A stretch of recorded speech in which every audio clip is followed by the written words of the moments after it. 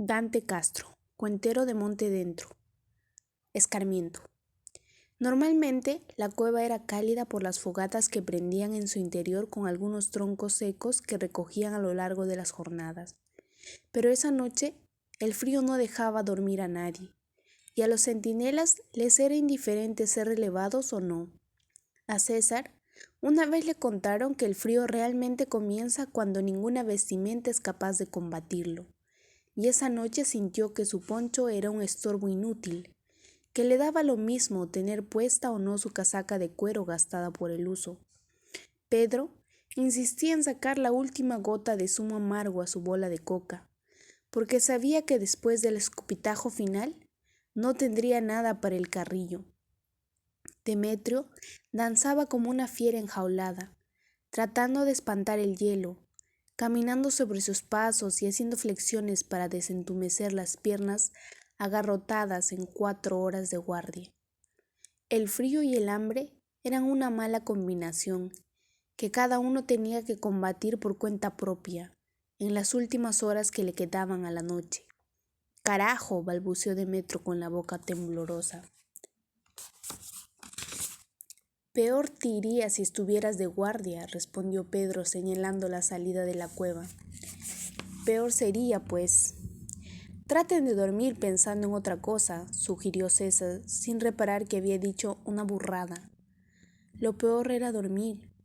La muerte por congelamiento comenzaba como un sueño agradable, alucinante y maravilloso. Cuya vino casi corriendo, resoplaba a través del pasamontañas y traía al descubierto su arma. «Abriga esa arma, Cuya».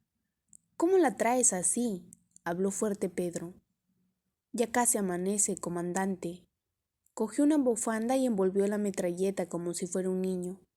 La depositó junto a unos bultos sobre los cuales pensaba dormir, aunque sea 10 minutos. Quitóse el pasamontañas. «No te duermas, Cuya. Pásale la voz a Julio de que ya nos vamos. El resto, revisen sus armas y prepárense para ir a Chucay». Julio era duro. Podía soportar días sin dormir y en la comida mostraba igual austeridad que en el sueño. Por eso los observaba sonriente, como burlándose. Desde la entrada de la caverna, los dientes incompletos bajo el sombrero esmirriado hacían más expresiva su sonrisa sarcástica. «Lo que pasa es que Julio es hijo de brujo, por eso no le hace nada de frío. Pastor de Puna, pues, no niñito estudiante», respondió sin dejar de sonreír. «Déjense de joder, carajo. Aquí nadie es mejor que nadie. Violento tenemos que salir para Chucay. Apúrense, zanjó Pedro, como otras veces que había impuesto su autoridad en líos menores. Con los bultos en la espalda y las armas variopintas en la mano, la columna empezó el descenso hacia el camino de la herradura, casi invisible, que recibía los primeros resplandores del amanecer. Avanzaban con paso corto y medido para no rodar.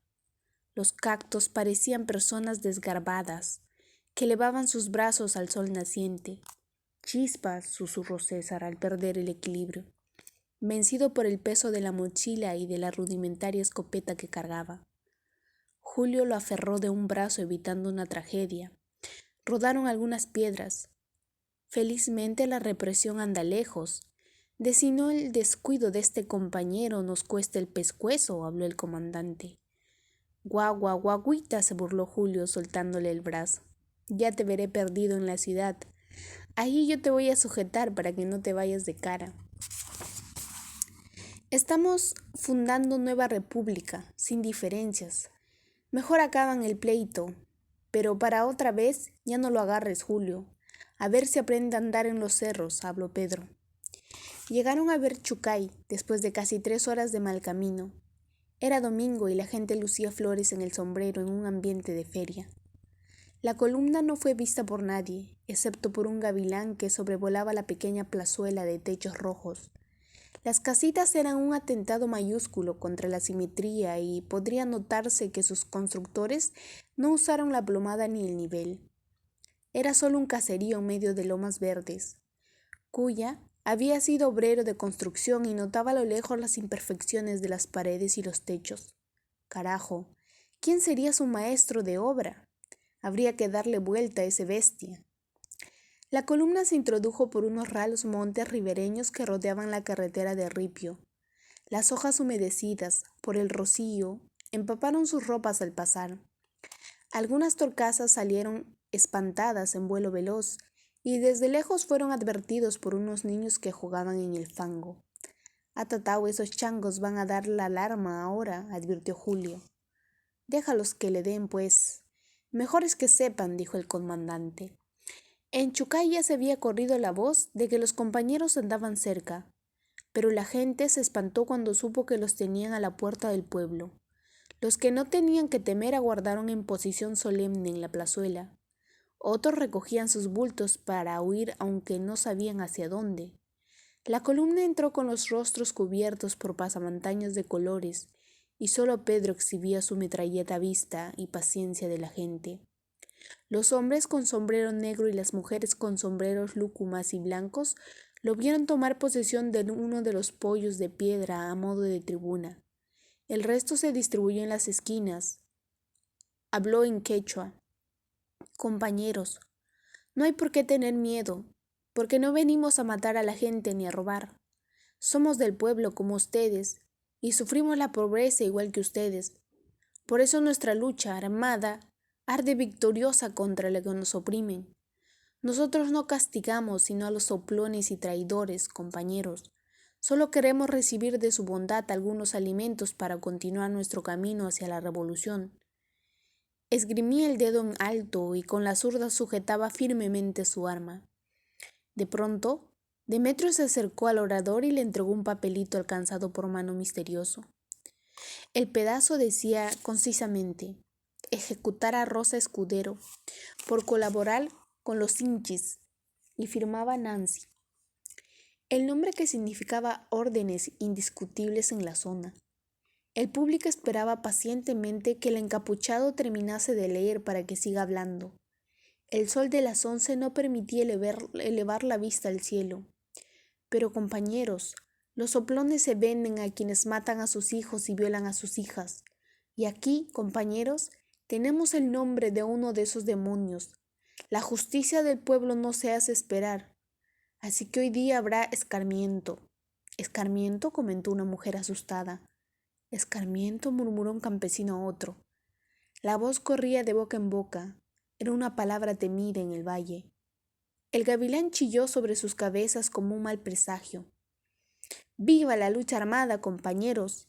¡Viva!, corearon los que simpatizaban abiertamente con la causa.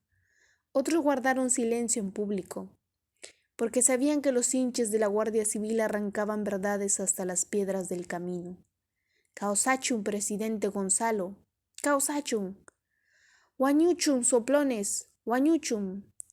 Una corriente de pavor invadió el espinazo de César al recordar cuántos eran la última vez que estuvieron en Chucay. Eran más de 50 y ahora no sumaban ni 10. El resto de la columna había dejado sus huesos en diferentes encuentros con los uniformados o en algún despeñadero de la Jalca. Cuya y Demetrio traían codo con codo a una mujer de casi 30 años. Venía sin sombrero y con las trenzas sueltas. Lloraba y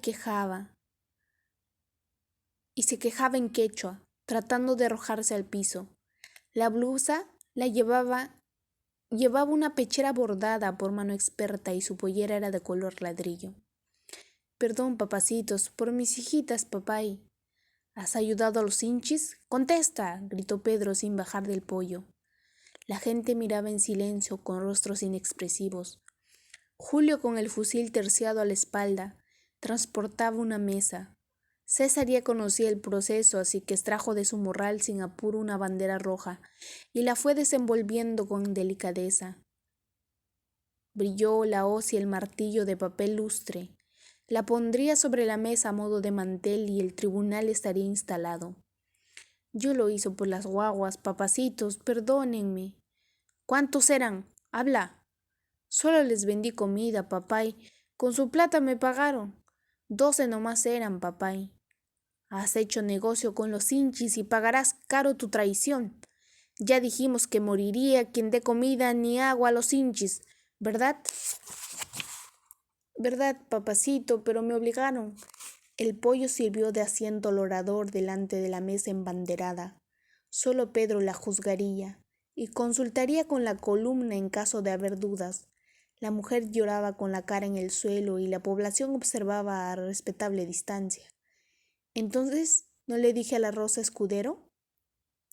Vas a tener problemas con los compañeros, le dije. Pero terca como la mula atendiendo los policías por un poco de plata, comentó un arriero cerca de César. Vuelta le van a dar a la Rosa. Escarmiento, pues, conversaba la gente en voz baja. El gavilán emprendió el vuelo hacia las cumbres. Rosa Escudero, se te acusa de haber ayudado a los enemigos del pueblo. ¿Tienes algo que decir ante tus vecinos? Por necesidad nomás le he hecho, papay. A nadie les he robado, pero mis 3 hijitas, papá, viuda soy, señor. Sabías que estaba prohibido. Me pagaron ellos. Ellos pagando, señor. 20 soles me han dado. Peor todavía, ni tan siquiera te obligaron. Te vendiste, ¿no? Pedro no quería precipitarse a la sentencia. Sus compañeros lo observaban a la distancia mientras caminaban entre la población escasa de Chucay. El último escarmiento fue rápido, recordó Demetrio. Se trataba de una guía de cordillera que había ayudado a una potrilla de cinches, mas tardaron en colocar la bandera sobre la mesa que Pedro en ordenar la ejecución. Pero ahora hacía preguntas. 3 niñas lloraban a escasos metros de la mesa. Yo pregunto al pueblo de Chucay, ¿alguna vez los hinchis trajeron algo bueno a estas tierras? Manan, dijeron algunas gargantas débiles. ¿Alguna vez los cachacos hicieron bien en Chucay? Manan, sonó un grito unánimo. Todavía los campesinos conservaban frescos en su memoria los gritos de 7 jóvenes que no querían autoinculparse de ser terroristas. Gritos de muerte les arrancaron. Cuya recogía fruta y tubérculos donados por los habitantes con algo de disimulo. A una señal de Pedro, la columna dispersa se congregó frente a la mesa. ¿De una vez?, preguntó Julio pasándose el índice por el cuello. No, acérquense para poder hablar. Los pasamontañas rezumaban de sudor. El grupo deliberaba ante la masa ensombrerada que esperaba el desenlace del suceso. El silencio colmaba la plaza. No podemos perder simpatía matando a una madre de 3 guaguas que ha querido ganarse unos billetes, habló en castellano. De una vez, comando. Si no hay escarmiento, nadie nos va a respetar. Entonces hemos bajado por las puras. Julio era siempre el más proclive a las ejecuciones. Sabía desentrañar el cinismo indígena y captaba la mentira a la vuelta de una sonrisa. Por eso insistía en que se matara a la colaboradora ocasional de los hinchis. Estoy con Pedro. Mejor le damos látigo y nos vamos, habló César. Demetrio y Cuya no querían opinar, pero siempre que lo hacían era para respaldar a su comandante. Así nos evitamos consultar a la mesa, que capaz se van a chupar de opinar. No nos conviene quedar mal con Chucay. ¿Ustedes no opinan? Látigo, sugirió Cuya. Látigo y hacerle la peluca para que la señalen, dijo Demetrio. El grupo volvió a dispersarse entre la maga multitud. La decisión había sido tomada y los hombres que se hallaban sentados o arrimados adoptaron una posición adecuada. Algunos se santiguaron, previniendo una condena a muerte. Las hijas de Rosa Escudero se habían quedado ya sin lágrimas y gemían entre mocos y suspiros. Compañeros de Chucay, este tribunal ha llegado a una conclusión. El castigo será suave, por ahora. No mataremos a esta mujer y se le castiga esta vez con látigo y corte de pelo, para que todos sus paisanos en adelante la señalen como traidora a la causa del pueblo. La gente aplaudió como habían aprendido a aplaudir desde que conocían a los compañeros, como les llamaban familiarmente. Julio desenrolló el látigo de la cintura y Demetrio desenvainó el cuchillo de camal con que en otros tiempos se ganaba la vida en el rastro de Huancayo. La mano del comandante ya avanzaba hacia la blusa de la pechera bordada para arrancarla, cuando sonó un disparo de revólver en la placita de Chucay. Una mujer se abrió paso a empellones entre los espectadores. Era casi una muchacha vestida a la usanza campesina, con flores en el sombrero blanco que indicaban su soltería. Cuando se destacó frente a la bandera roja, los guerrilleros se dieron cuenta de quién era. Pedro bajó el cañón de su metralleta, resoplando de tranquilidad. La camarada Nancy. Eso significaba para la columna sumisión a los mandatos superiores, obediencia sin discusión a las directivas. Solo Pedro y César la conocían. El resto habían escuchado hablar de ella simplemente. Cuando no, el corazón blando de los compañeros, dijo en buen castellano. ¿Qué se les ha dicho? Ya está hecho el juicio, camarada, solo falta aplicar el castigo. Se ha dicho ejecución de soplones y colaboradores, ¿no? Pero falla el corazón blandengue de los hombres. Además, no se ha consultado la masa. Es un proceso de espaldas al pueblo de Chucay. Desde ahora, yo asumo las responsabilidades, camarada. Habló en voz baja y en castellano para que nadie se diera cuenta de la fricción que había surgido. Orden superior, no se discute, dijo resignado el comandante. Pueblo de Chucay, gritó en tono agitativo Nancy. Ustedes son hermanos de los campesinos muertos en Churucupampa, en Luricocha, en San José de Ceje, por los mismos uniformes que visten los amigos de Rosa Escudero. No son mis amigos, mamay. No seas así, mamacita linda, preciosa.